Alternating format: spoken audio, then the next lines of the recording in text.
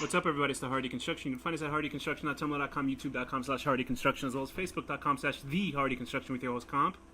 Splinter in my penis. And Harahaba. today's film show is...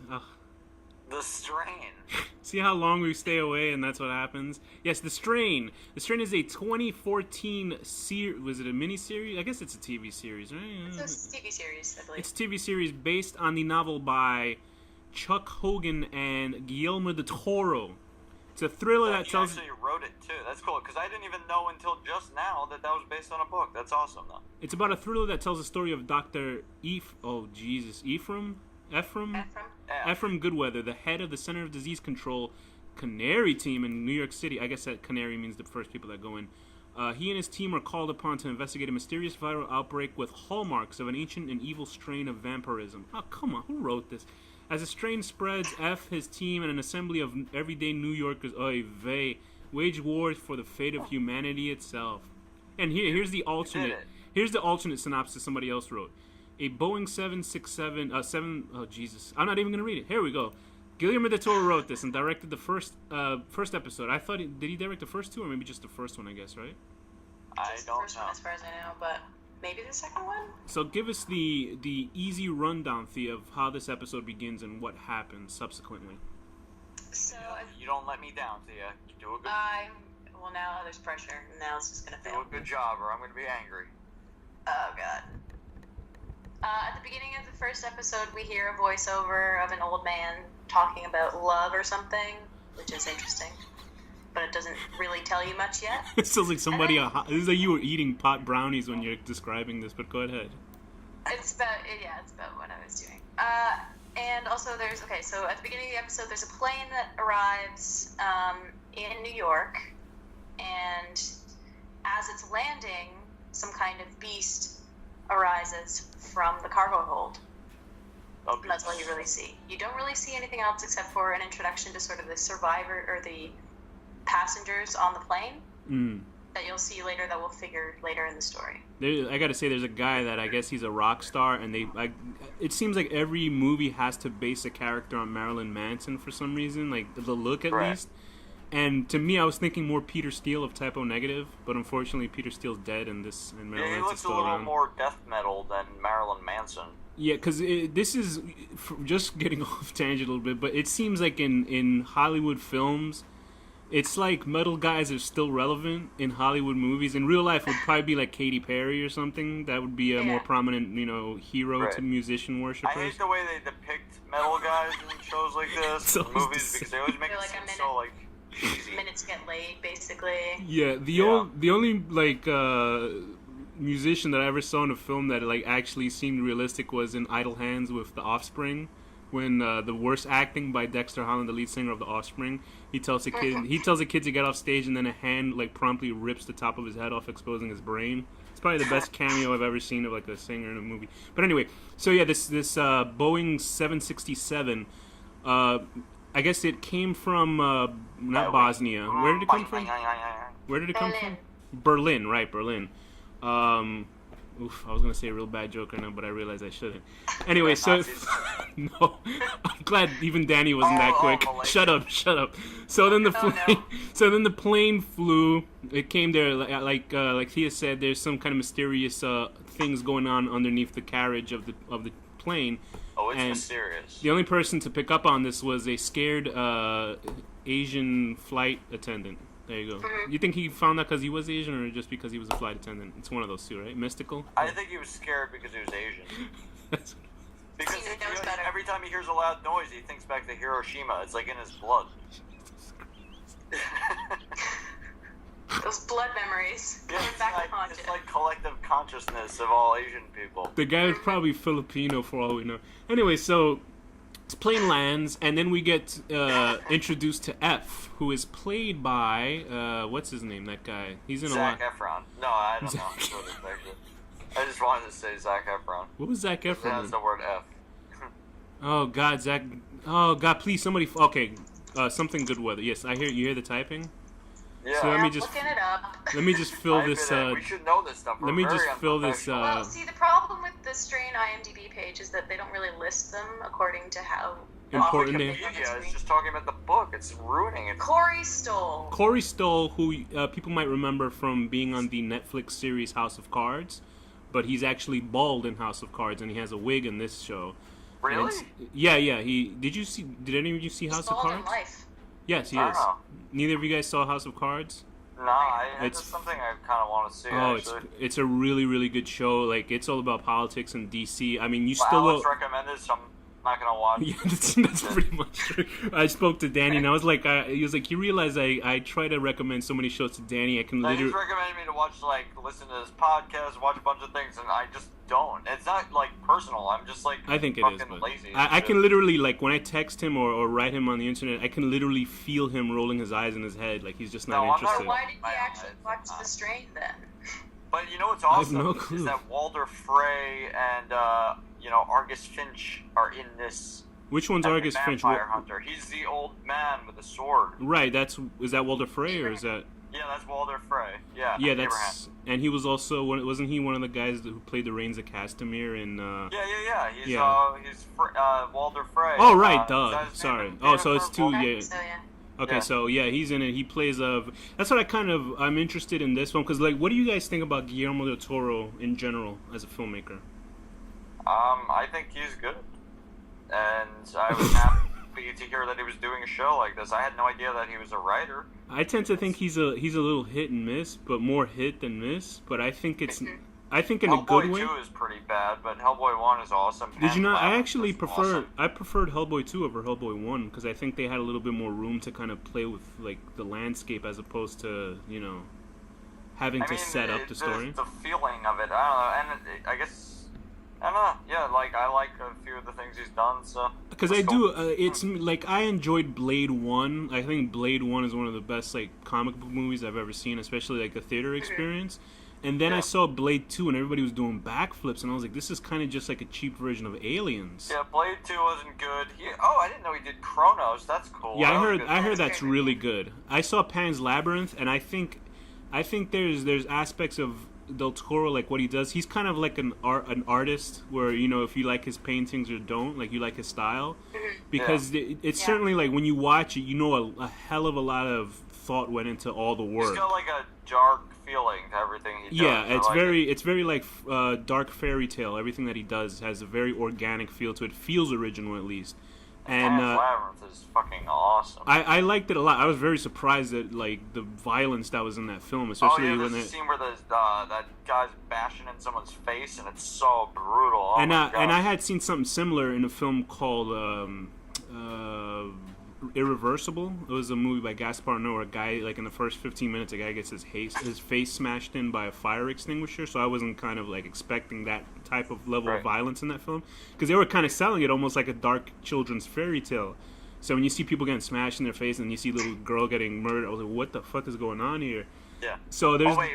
Sorry, one more tangent. There's a really good face smash in the ABCs of Death. I believe it's the first one, letter A, where that guy just won't die. Right, the yeah. wife's leaving him, and she frying pan. Yeah, she hits him with a frying pan. She throws boiling oil on him, but she really smashes him good. It looks sick. There's a face smash in this first one that's even better than all those, I think.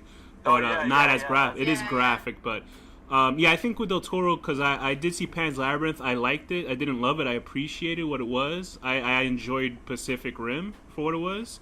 I'm surprised that they're making a sequel to it because I think China, a lot of people in China saw it, and if you know nowadays how Hollywood is kind of pushing their films to have Chinese characters in it. If you watch X-Men, there's Chinese actors in it, and you're like, what the fuck's going on? Because China, there's billions of people over there. So that's where the flight attendant came in.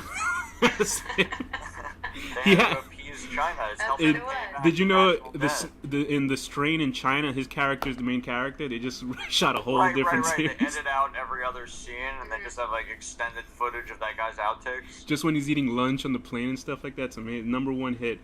So this plane lands and we meet Ephraim. Ephraim is in the middle of, I guess, child custody with his ice cold witch of a wife who's pretty hot. She's not that bad. Nah, she's alright. She just needed some steady weenie, and he wasn't there to provide it. He's kind of worse than she is. Oh, definitely, because he's a hero, but he's not a good husband. It makes sense. Yeah, he's a shithead. He cheats on his wife. He was an alcoholic. Well, he's not cheating on her. They were separated. No, I think he slept with that. Yeah, but he's still trying to get his wife back. I don't know. I think he that's just. why she's kind of weird, and you can tell she's sad because he still loves the wife. Wait, so Strange. which one's hotter, the Kelly Goodweather or his assistant? I like his assistant. Assistant's pretty hot. Yeah. So apparently, like, the way his character is set up is this guy who is obviously an ex-alcoholic, and he's trying to get his life together and get, the proper. He wants to share joint custody with his son, with his wife about his son. He wants to inject his virus into all the women of the world. That's fabulous. And then he's there with his partner, who I can't get her stupid name because this IMDb Nora. page is a piece of Nora. Okay, there you go, Nora. And they're also there with Sean Astin, who plays. he plays Samwise Gamgee in here. Right. And there's It's so funny. Like, he'll always be that in my brain. Or Rudy, right? Like, Yeah. football thing. Dude, what did you guys think about how the show is set up? Because it's basically this guy who's trying to figure out what this whole epidemic is going to be or what's going on, and it seems very scientific, but out of like left field, we're introduced to this kind of this old man who's like has reptilian eyes, and I guess he's obviously infected or has that whatever virus that they're carrying in the show, this vampire virus. And to me, already it felt like some sort of fantasy show.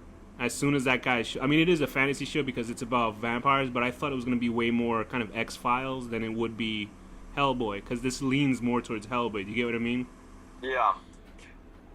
Theo, would you like to address Alex's questions? Well, I was following the show a while before it came out, and because I knew it was Guillermo del Toro, I knew it was going to be a little bit like mythical, because that's like Right. everything he does has Yeah. a bit of that. Right. I think Because even Kronos has a bit of that, and even Kronos Devil's is Backbone has a bit cool. of that. I think his work will probably benefit from being miniseries or series wise, because he gets to delve more into it than Is this just one season?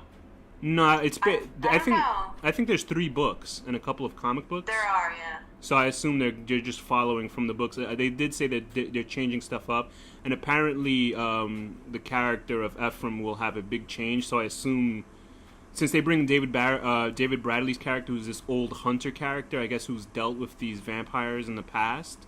Yeah, like, did you guys, you probably read a lot more about it, because I only found out about this show very recently, but I had no idea it was about vampires, and then when it's showing this, I didn't know what it was. I had no idea going into it, and then watching it, like, I didn't necessarily think vampires. I thought, like, oh, it's like some kind of, like, demon parasite that, like, It sort of I don't is, know, I like guess. wreck or something like that. Oh, I see what you mean. Yeah, I think Del Toro borrows a lot. He loves the Nosferatu type of vampire, the old school vampire, definitely. Yeah. Because if you've seen any production pictures of like the monsters from the show, they're all like bald, and they all look like the vampires from Blade 2. They all have that bald look. The very like Even Max. the view of the master from behind in the second episode. Yeah, you it's can kind of see a Nosferatu kind of thing. definitely. Yeah, It's Nosferatu is really fucking sick. it's very Max Schreck style of vampire, which was Nosferatu, and I think vampires. yeah, Shrek vampires. And they have these evil donkeys with them that tell just need jokes. someone to love them. That's really. Now that's terrifying.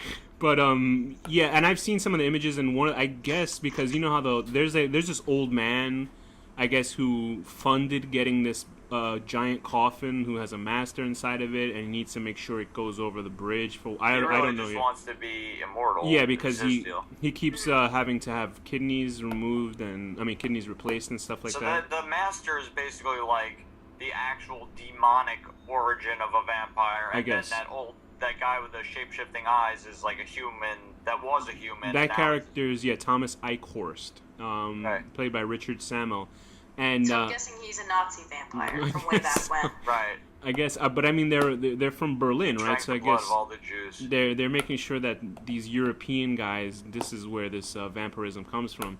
And the image of the vampire that I saw, he has, because at the very end of the second episode, when the old man sees the master that they've brought, he has to look away because either he's repulsed or disgusted with it. And the image that I saw, because I mean, you can the master vampire speaks to him. We're actually covering the first 2 episodes. Sorry, guys. And he's speaking to him, and he's talking normal. But one of the production photos I saw that has a prominent vampire that has a distended jaw, like it's a jaw that's basically down the bottom of his neck. So I don't know whether that's the master vampire, but it looks. That sounds like the grandfathers in Dark Tower. A little bit. It looks pretty horrific, honestly. And there were actually some things in this show that are very creepy. I think like for me it felt about the creep level of an X-Files episode. Although X-Files has some really fucking creepy things in it that I've bothered me, but that could have been because it was way back when. But the one thing that bothered me the most, did anything bother you guys like? I mean, like visually that it spooked you, or no? I mean, as soon as you have like parasitic worms, I'm instantly creeped out. Yeah, worms are always creepy. What about you, Danny? I love the way the fucking coffin looked. That was sick. That was awesome. The one thing that really spooked me was when there's a character about this French guy who his daughter was on the airplane, one of the victims on the airplane, and her body reanimates later on, and I guess she comes back home, and she's at the very end of the first episode. She's standing there, and she's telling him, she's talking in French. She's like, "Oh, Daddy, I'm cold," whatever. And the way that it's shot, and she just like looks like a corpse. Like I literally have never. She's in that red dress, and she's like backlit against the door. It's probably it's one of the best like shots I've ever seen. Even for like you see the like fucking cut whatever the autopsy cuts on her and stuff. I think she had her dress on, so I'm not sure, but yeah, but then she's in the bath at one point. Yeah, it was. I mean, he's clearly in denial. Yeah, right. Yeah, well, that's true. But I literally was like, holy shit. When I looked at it, like, I'm not normally like affected by any shows nowadays, but that, I was like, yikes. Like, that was really bad. I like the idea that the vampirism is like a parasite. Right. Which is kind of like, the vampires in Blade 2 sort of had the same thing. Like, their jaws opened up like a spider, and a tongue came out. So it's basically borrowing the same thing. I think what he did, I think Del Toro had an idea of what he wanted to do with vampires in Blade 2 and kind of just brought it into this. Because, it takes a while to write books, so obviously him and Chuck Hogan put something together. I actually tried to read the novels. Chuck Hogan is Hulk Hogan's little brother? No, maybe that's Hulk Hogan's, like, pen. That's his pen name, so he doesn't get mistaken. Right. That's his, like, alibi name or whatever. But, I tried to read it, but then I was like, oh, this is too many words, so then I just stopped. So now I got the show, so I'm lazy. Too many words. So what are, let's go back into the plane and everything, the landing. Did you guys see, did you guys ever see Wishmaster? Because that was the guy who was calling on the plane. That was Wishmaster. You ever seen Wishmaster? Oh, really? Hello, it was M from Faust. Oh yeah! Oh god! What a good movie. I recognized this guy, and so I looked him up, and then I was like, "It's definitely the guy." He's got a great voice. He didn't use his like deep guttural voice in this film, but he was awesome, and I was very surprised. I was like, they killed him because I wasn't. I know. I was kind of sad he didn't stick around longer. Yeah, I want him to be more. They just smashed, but I was very surprised at how bad they smashed his head into the floor. Like that was incredible. I think ultimately that Samwise Gamgee is going to have to support F through this tough time and carry his weight. But then F's going to find out that he betrayed him. Right. He goes, "You don't have to do it alone." Whatever the fuck he says. I'll carry you. I know I can't carry the ring, but I can carry you. And then they fight a giant shabulb spider and all that shit. Whatever it's called. Yeah, the master is actually that spider. But specifically. Let's get into Samwise's character. What did you think? Because he's playing an assistant He's to the a bad guy. First of all, we should say that they're part of the CDC, so they get the Canary team. I assume right now, just putting two and two together, is like when you check a coal mine, you put a canary in to see if there's any oxygen left, and if the canary dies, you can't go in. So they're the first ones on. Clammy dick cum. They're like the emergency response team. Yes. So they're the first ones on the plane. They check it out. So it is. What is her name again? Nora. Nora and Ephraim. Wow. What? Just call him F. F. He wants to be called F. And they're on the plane. They check it out, and running relay is Samwise's character. Jim Kent. Excuse me. Jim. And there's a whole big. I think Sam sounds better on him. The whole reason why did you think the master had to feed on that fucking plane and bring eyes to him? I think they're trying to turn the world into vampires. Yeah, but don't you think they would have? But then again, if they do that, we already saw what happens in Daybreak. It reduces the food source. What was They're gonna have Daybreak? Taco Bells with like diluted blood in them pretty soon. I have no clue what you're talking about. So movie, you never saw that movie Daybreak? Stop talking about that stuff. It's terrible. It's okay. All right, I'm That's just actually kidding. not a terrible movie. Oh, I did I see. liked it. Is Daybreak the one with the Green Goblin in it? Yeah. Yeah, I saw that with my ex-girlfriend. Those movies, it was horrible. It's not terrible. Well, that's because you were with your ex-girlfriend. It wasn't terrible. It was Yeah, right. You're horrible. associating with her. Maybe if she had been giving you some movie head or something.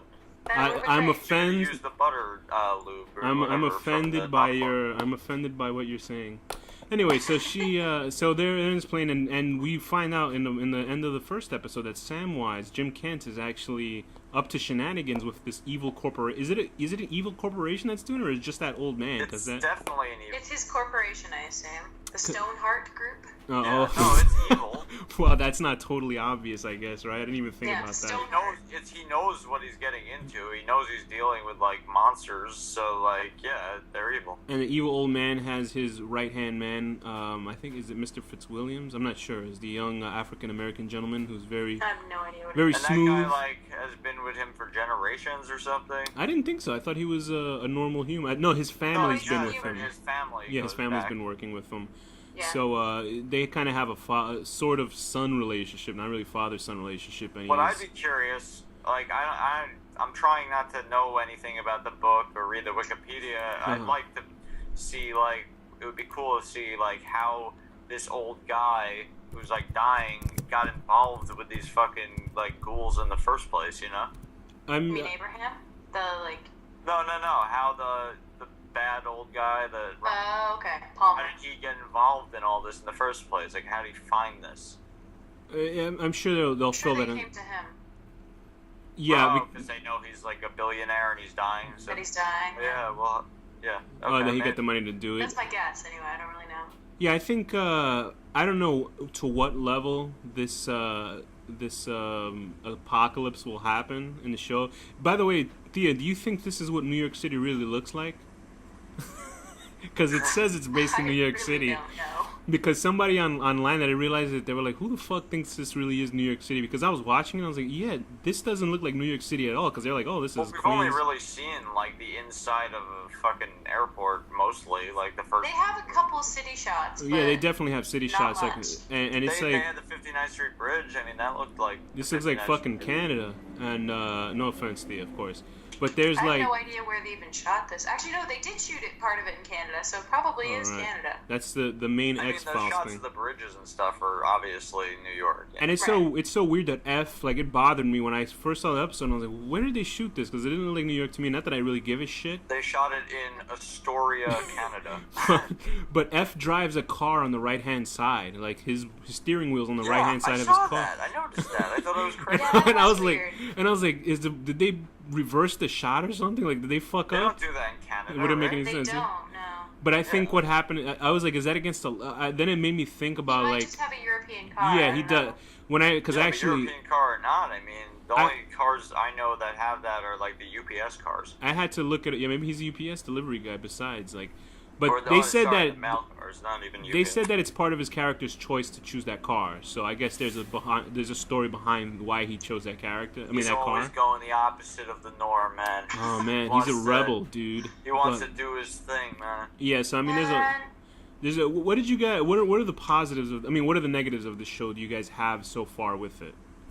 I feel like some of the dialogue and a little bit of the acting is maybe not as good as it could be.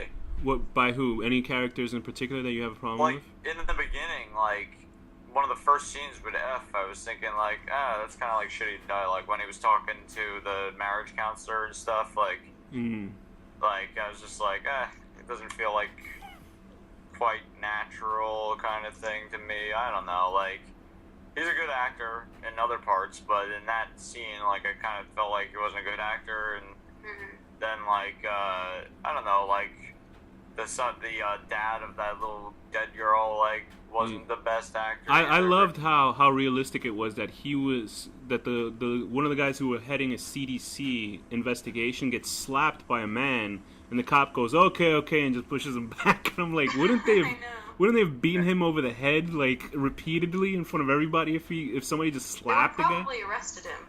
Yeah. Well, it's understandable. He's under distress. At least he didn't like throw a shoe like they did at George Bush or something. Yeah, that'd have been funny if he threw a shoe at him, the And CDC he guy. F dodges it like a fucking snake. God, that guy No. George Bush was a snake. If he would have just beat him with political. I didn't know this was the I'm political not trying to be deconstruction. political, but just the way he Whoa. dodged The way it, he and it's like, He was whoa, pretty he's good, like right? some kind of like superhuman like creature. He's a lizard. No, don't you know that they're all lizards? He's one of the lizard people. They're Or lizard people. He's a vampire. I mean. But there are aspects of the show that I can see that are like, oh boy, this is a little bit too over the top. Like I know the old man who's gonna. I think the old man is gonna end up teaching Ephraim like karate or something. Do you think, or maybe he's gonna teach some? He's gonna end up teaching the new cop guy that we got introduced to in the second episode. The pest control guy or the new cop? Yeah. The pest control. Isn't that the guy from Lost, right? I can't think of his name. I love the fact that that guy Abraham is like so old and stuff. I love when there's like a strong old person character as the hero. Yeah, you know? it's very much. It is like the fantastical it's a lot idea. of things. But, Yeah. no, I know, but I never get tired of it. I love it. Danny loves true. older men. But Kevin, I think it's Kevin Durand playing Vasily Fet, who's I guess he's Russian, right? And Would that be called like a geriophile or something? Russian or something. he else. was he's from Lost. He played the guy who I think Martin He's Keamy. Keamy, right? What did Keamy do? He liked eggs or something? He was like a crazy asshole who killed people. Yeah, you get to see him get killed like 3 times on that show. It's pretty awesome. Or 2 times. But yeah, his character is like this pretty hardcore pest control guy. Like he fucks up this dude's restaurant just by throwing rats around in people's dinners, and it messes up everybody's night. The rock and roll characters, there's like we saw a big scene where he's trying to have a threesome and he bites a girl's neck, and then they try to make a real grotesque scene with him licking the blood off the floor, yada yada yada. That's the most metal he's ever been, probably. Yeah, probably. The metal in the blood, it tasted metallic to him. But then there's also there's this witch of a lawyer that's there. I guess she works with him, and she's just an asshole character. But she's playing her character correctly, I guess. Who's the girl that was with them? I forget her name. Not Gabrielle Union. The young girl who was like Regina King. Right, she does the voice for the kids on the Boondocks. She's always good and everything, so she's cool. And then there's the fourth guy who was it the pilot that was getting sick and now he's feeling horrible again, or was that with a co-pilot? It was the pilot, and there was some random guy too. Okay, that we yeah, haven't right, actually learned right. much about yet. I thought that was actually what's his name, the guy who plays all of Del Toro's like fantastical characters, the one who puts on It's the not him, but it I does know who you're kind of talking look about. like Yeah, him. right. But yeah, so far I think it's trudging along fine. The only character that I didn't find really believable was the Mexican dude who's like. Oh, with the mom. He's not even. There's not even Yeah. anything close of a New York guy that he's playing like a cholo from Los Angeles, like a hardcore cholo. Like, yo man, and his acting's not even that really good to me. It was kind of like took me out of it because I'm expecting a New York kind of character. You know what I would say the show is like on quality level? I'd say it's like like 2 notches above Under the Dome in quality. I've never watched that show. I have it recorded, but I haven't seen it. You're not missing much, especially if you've read the book. Are you feeling bad about that adaptation of that show? I mean, I didn't really like the book. Okay. I remember, but all I know is that there's that fabulous ending that I know about, and I was like, they're gonna change that. Don't say it out loud. Based on my memory of the book, it's the Puerto Ricans doing that did things it. that did not happen in the book, and they're not doing things that did happen in the book. And the budget doesn't look that, because I know I saw some special graphics of like a cow getting cut in half, and it was one of the worst things I ever saw, and I was like, well, yikes. that's in the book, but like there's like certain characters, like there's a major character who they turned into like a DJ or something, like for no reason. Like it's like stupid shit. Does he rap in the read show? it? That'd be awesome. I haven't, but I've heard from people who have read it that it's not a very good adaptation. I tried to listen to the audiobook. I don't know, whatever. I tried to listen to the audiobook of that, and I was like, once I heard like a guy who driving his truck and smashed into the wall, I was like, I don't really give a shit about this anymore. And then somebody told me the end. It's okay. Like there's some cool stuff, but like the book overall, like I didn't like it too much. But it wasn't horrible. But the show is not as good. I think the budget on the show looks pretty good for what it is. Like the whole deal with the planes and everything. The budget only shows with like. It's the writing that's the problem. Yeah, the writing does need to be a little bit stronger, and for the fact that Del Toro directed the first episode, I mean, it moved pretty briskly. Like I think it moved You know pretty what well. makes me the angriest about it is that Stephen King apparently approves of that show, but he didn't like The Shining. I don't understand. I guess the Under the Dome is much closer to. He's doing something now. No, Under the Dome is in no way closer to the book than The Shining was. It's not as good as The Shining? You tell me that's not true? Oh, that's unbelievable. He's supposed to work on a new TV show where he's actually going to be part of working on it. Like it's going to turn into Maximum Overdrive 2. Oh, gosh. This ATM just called me an asshole. They'll be like, solar powered cars or something like. They're actually supposed to remake it, so the trucks or whatever the fuck it was called, the original book. God, I hope not. But I kind of hope they do. But I hope he gets back into coke and makes a new movie. Oh. He just called me an asshole. That was the greatest acting I ever saw in a movie. I hope he gets back into acting. Yeah, he's an amazing actor.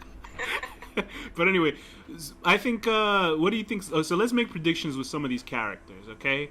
Without knowing anything from the book. Really, I don't know anything from the book besides that they're fighting vampires. Abraham Cetrican, the old man who keeps. I think that heart inside of the thing, the preserved heart that he feeds his blood to, is the Master's. No, it can't be. I think that's. I think that was his girlfriend. I think it was his girlfriend's heart because between. Maybe she got turned into a vampire. Yeah, because he has that little conversation that the cop doesn't think it's weird. He's just standing behind that old guy who's threatening him. Is this supposed to be his lawyer? He thought it was like he thought it was like his lawyer. He's like, I will avenge them. He probably thought they were like two old lovers like, that were having. Kill you. He thought they were like two old lovers that were having a play, like they were having S&M play right there. He's like, I ain't touching or this. Or maybe he saw the numbers on his arm and he thought, okay, that was like his Nazi guard in the Holocaust or something. He's just letting him there. He goes, yeah, take it. Anyway, so we got him. I think he's probably gonna die halfway during the show, and then before that he teaches some kind of karate to whoever is gonna end up. It's not Buffy. He's not teaching him karate. He has a fucking. Bequeath them the sword. He has a giant sword. Danny. It's the same bequeath. idea. It's the same. Bequeath. It's the same karate bullshit idea of him passing on the weapon to kill, I guess, a master or something. He's probably definitely going to have to educate them what's happening. So I just don't understand how they didn't take him seriously if he knows all these insider details. Whatever. Yeah, what about Ephraim? What do you think? Horror can't exist if characters are smart. That's basically what it comes to. Well, but there's some basically smart characters. Ephraim, I think, is a smart character. Yeah, I think but you hear guys saying if that Nora was in charge instead of F, then she would have listened to the old man. Yeah, she would have. Everything. She did stop, yeah. But in realistic sense, Danny, if somebody said you were in the middle of investigating something and some guy said a unicorn did it, and he was actually telling the truth, you're gonna be like, nah, get the fuck out of here. Yeah, but if he said a unicorn did it, I know because the bodies aren't decomposing. You found worms, all these kinds of things. They'd be like, wait, what? And then you know, he knew a lot of stuff. I'd question it, and then I would start believing in unicorns. I would fart rainbows. I'd tape a horn to my head or something. So what do you guys think is the ultimate goal for Ephraim? It seems like he's the main character, but now it seems like main characters. Have sex with his child. He seems to really love him. Christ. Main characters don't really last long in their shows nowadays. They kind of kill them off. I think he'll probably. They say in the logline that his character has a giant arc, so I assume maybe he becomes a superhero or something. He has a giant arc, all right. In his pants. Nora, what do you think about her? You think she'll be dead meat? She seems like she probably. Well, I don't know if anyone's gonna really die. Maybe they'll be turned into vampires. Oh, people are gonna die. Oh yeah, I'm pretty sure they're gonna die. Yeah, but maybe certain people will be turned into, like, I think it would be cooler if Nora gets converted into a vampire or something, you know. What about Sean Astin's character, Jim Kent? Samwise. I don't know if he's like actually bad. I think he got suckered into a deal not knowing what he was, and now he's kind of just like going along with it because he seemed pissed off. That they had the trailer after the first episode. I guess they must have shown stuff from upcoming episodes because he does show, I didn't mean to do it, blah, blah, blah. So I guess he does explain. So and he's definitely getting found out. And he gets punched in the face for it, so I mean, it's a good thing. I didn't see that, so thanks a lot. Well, good for you. Well, I'm here to tell you. I'm an extension of the show. Punch in the face spoilers. Vasily Fett, the Russian guy who's the pet. You think he's going to become like the badass Daryl Dixon of the show kind of character? I think he will. I think F will be like the Rick, and I think he will be the Daryl. Wait, which guy are you talking about? The Russian guy who was the pest control guy. Pest control guy. Who was taking rats out and stuff. I think he's gonna be the Daryl Dixon of the show, and I think the Mexican guy who has to do, I'm sure his brother's gonna be, who looks Italian, by the way. I'm sure he's a goner. I'm sure the mother's a goner for them. There's something about him that's annoying and doesn't feel real. He feels like, and it's weird because Guillermo del Toro. He's gonna show his true soft inner core. He's a nice guy. Yeah, he's the kind of guy who helps old ladies cross the street. Yeah, because he's so he has tattoos, but those are tattoos of love. You know that bullshit. And it's funny because Guillermo del Toro is Mexican, and this character is one of the worst Mexican stereotype badly acting really shits I've bad. ever. He's really horrible. He's like, maybe it's all true. What and they it's said. it's not even it's not Maybe even just the truth. And it's not even a feasible, the way he talks is not something out of New York, and it bothers me badly. His character just bugs the shit out of me. You're close to that topic. That's very true. Yes, I came over the border. Ever since you went to the TED. It bothers me. You floated here on a broken down rowboat. Listen, Danny goes goes to one Ted Nugent concert, and everybody's a spick. But we gotta close off our borders. You know, Ted Nugent was fucking a 14-year-old. Can I just say in my defense, everyone? I went to a Ted Nugent concert because someone got tickets and couldn't go, and I had to go in their place. And it was kind of fun, but yeah. Great. You have a good time anyway. Yeah, it was fucking loud, man. And you know what? How was their sound? Since you're such a sound guy. Music and political views aside, he is a really energetic 66-year-old man, so he's cool and he enjoys himself. Maybe he has the strain. I will say, you know what I'm very surprised by? Going by shitty musicians that surprise you. You know who I saw a concert on television, and I did not change the channel, was Kiss. That's that's the last group I would ever think to watch. And I was like, I can see why people buy their coffins. But anyway. Right. Okay, so the kid, you think the kid will get changed or no? His son, F's son. I don't know. We're just making blank statements. A while down the road.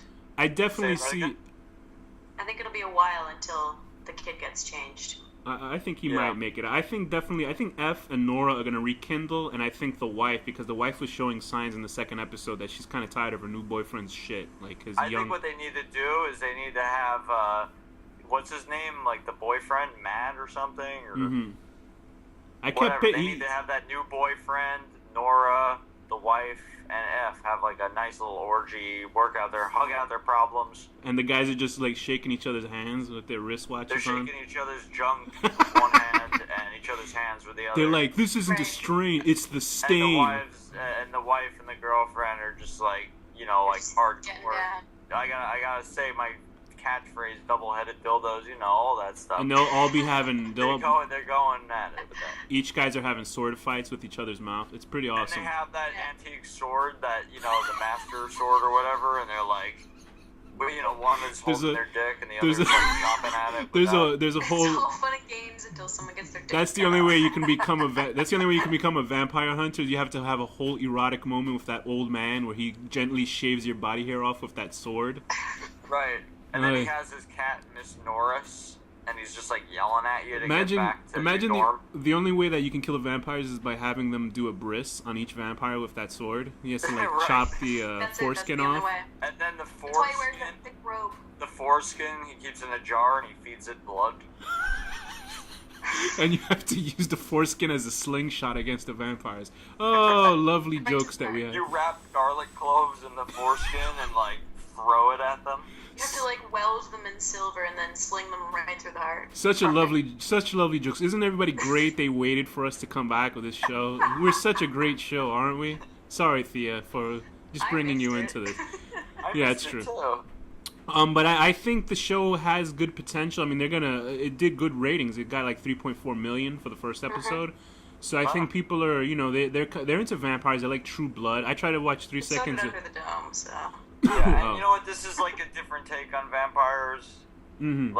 As far as because lately they've been getting all into the romance, sex, and more old. People just like us. It's very much demons. It's very much vampires are. It's sort of the vampire, how Buffy the Vampire Slayer vampires are, where they're just out and out villains. They're not romanticized we just need and some stuff. Straight up 9 foot tall fucking demon things. And I horrible to look at. Yeah, I do enjoy romanticized vampires, like Interview with the Vampire, stuff like that. If it's cool and if it serves the story, like I'm not really like, like it's boring. This is more like Dusk Till Dawn style vampires or something.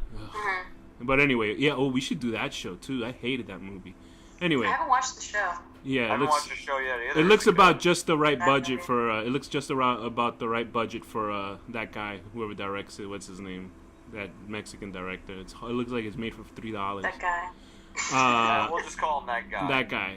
But okay, so what do you guys, Thea? What's your rating on this show, The Strain, and what do you think will make it better or not better? So far, I think they've only had time enough to do most of the plot points because there's so much to get through in terms of what the story needs. It seems there's going to be a lot more like filler in, though, right? Yeah, like it's all story right now. I think it's like the 10. Character development is pretty lame. I think it's 10 episodes or something like that. I'm not too sure, but. I think it's 13. Oh, okay. Maybe. It's something like that. Lucky numbers. So what's your rating on this? So my rating would probably be 7 out of 10 parasitic worm things jumping out of live hearts. That was a pretty cool scene with the autopsy guy getting his with ass. Sweet Caroline playing in the background. Yeah. He's pulling it out with the plier. Ooh. He didn't he use that? I think he used that in he used that in Hellboy 2 as well. I think he used that song. Did he? Yeah, I think that was the song that ends the film because they're. There's no Hellboy 3 coming because they don't have the budget for it, which sucks because it was supposed to be like a trilogy. Yeah, the budget. I mean, they could make it sick. He wants to make it $150 million, but Hellboy like never brings in that amount of money. It brings in like $40 million maybe at the most. I mean, these guys think money's everything. They could make it lower budget, use more practical effects, and make a sick movie. I think because for the most part he uses practical effects, a lot of them. Yeah. Because he's working on one right now, which is like a haunted house film with Loki. And I think Mia Wachowski, whatever, that girl from that horrible Alice in Wonderland movie, and it's like an erotic ghost horror film or something like that. So whatever, which is more practical. Wait, let me say my rating. Horrible movie. Another tangent. I'm gonna give it I guess a 7.5, maybe an 8. Oh, yeah, I'm gonna give it an 8 because it seems like it has good potential. Somebody's bragging. Are you sure that's a rating? Go ahead. 8 out of 10. Big giant vampire demon smashing a guy's head into the ground angrily. I did like that shot of when the young vampire girl bit her father and his face was half submerged in the water. That whole scene was shot really well. Yeah, it seems like it's and I'm worried. It almost seems like every episode ends with the little girl. Like I'm like, how many times is it gonna happen every episode with the little girl? And every time they show her, she'll be missing one more article of clothing. That's what you want, Danny. She was missing all of them in the last scene. So yeah. Well, now they'll start with the skin. Very good, Danny. I'll also give it a 7 out of 10. Vato Loco, guy who, with his horrible acting, looks at the back of a box, gets scared, and runs off like any true Hispanic. So with that, Thea, what's the final word? I always go to you, Danny, so shut up. Go ahead. And I will go to you, so go ahead. Thea, what's the final word? Bolivar. And Danny, what's the final word? I'm going to claim Bolivar.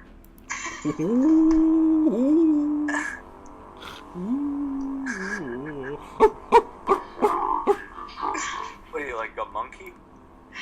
Fucking racism. Ted Nugent has fucked this guy up.